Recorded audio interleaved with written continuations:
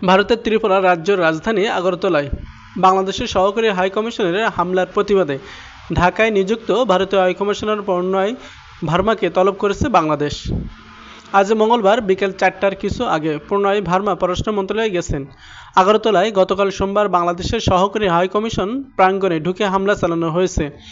বাংলাদেশের সংখ্যালঘু নির্যাতনের অভিযোগ তুলে এবং বাংলাদেশ সম্মিলিত সনাতনী জাগরণ জোটের মুখপাত্র চিন্ময় কৃষ্ণ দাসকে গ্রেপ্তারের প্রতিবাদে হিন্দুত্ববাদী সংগঠন হিন্দু সংঘর্ষ সমিতি সহ কয়েকটি সংগঠকের সমর্থকরা এ হামলা চালান। এদিন মুম্বাইয়ের বাংলাদেশ উপ হাইকমিশনের কাছাকাছি বিশ্ব হিন্দু পরিষদের বিএইচপি আয়োজনের কয়েকশো লোক বিক্ষোভ করেছেন।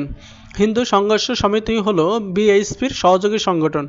আগরতলা হামলার বিষয়টি পূর্ব পরিকল্পিত উল্লেখ করে নিন্দা করা প্রতিবাদ জানিয়েছে বাংলাদেশ।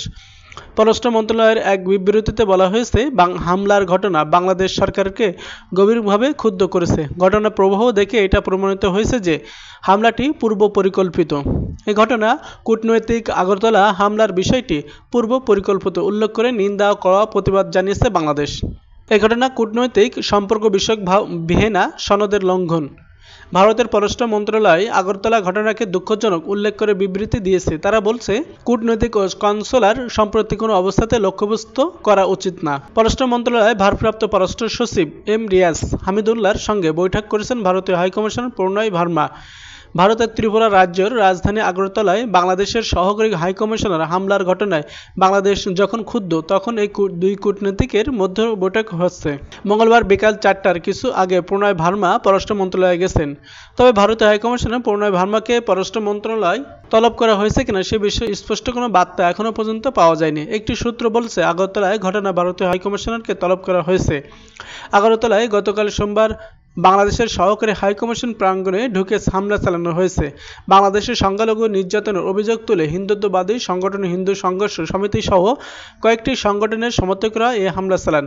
এদিন মুম্বাইয়ের বাংলাদেশ উপ হাইকমিশনের কাছাকাছি বিশ্ব হিন্দু পরিষদের বিএইচপি আয়োজন কয়েকশো লোক বিক্ষোভ করেছেন। হিন্দু সংঘর্ষ সমিতি হল বিএইচপির সহযোগী সংগঠন।